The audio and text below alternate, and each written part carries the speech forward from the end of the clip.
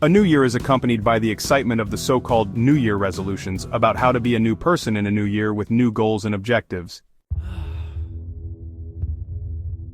However, after the embers of excitement have fizzled out, the reality of the work ahead sets in.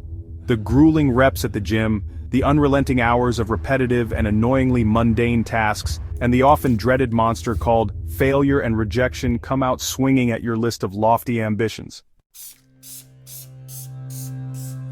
Then you decide that being the regular dude or chick you were in the just concluded year is not as bad as it seemed when you crafted your blueprint for the year.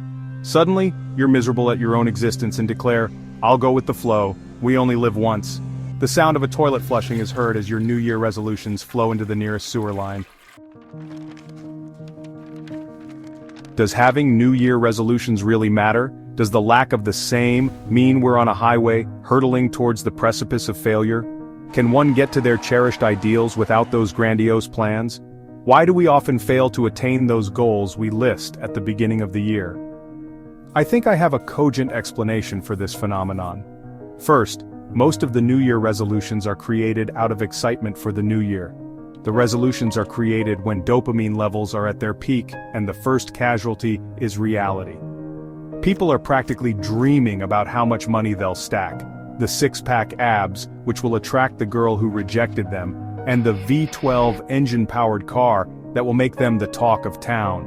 Goals and plans crafted in a cloud of dopamine rush often fool us into thinking that we've already attained those goals, making us less inclined to put in the work to get to those goals.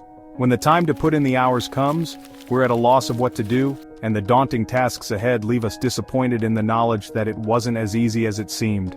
Secondly, we don't really take stock of what we did in the year that has drawn to a close. We simply ignore it and think we need to start on a clean slate when in reality we could have built on the seemingly small attainments, thereby removing the feeling of being overwhelmed by the work needed to be done.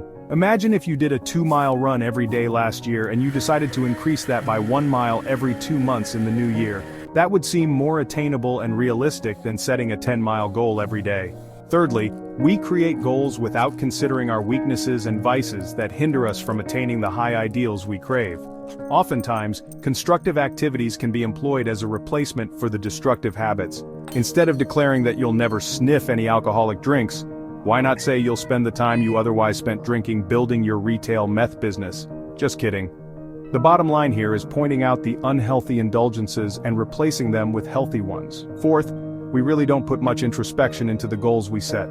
Most of the New Year's resolutions are emotional and not based on our life's philosophy or a solid basis. We don't set goals after careful consideration of our individual strengths and weaknesses. We set them since everyone around us does the same. Someone once opined that people are sheeple. Unfortunately, that uncomfortable state of affairs holds true in this case. Lastly, New Year resolutions rarely put into consideration the random nature of life. The human fallacy of being in control blinds us into making plans without due consideration of life's uncertainties. We crave the false assurance of being in the driver's seat, arms steady on the wheel of life, until life puts the car into self-drive mode, and we're left grasping at a useless steering wheel, frustrated at our loss of control we never had to begin with. To avoid disappointment, let your goals for this year should be rooted in reality, anchored on solid evidence of where you are in life, and based on your individual strengths, and in humble acknowledgement of your human flaws. Otherwise, their fate will be similar to that of those you set last year and the year before.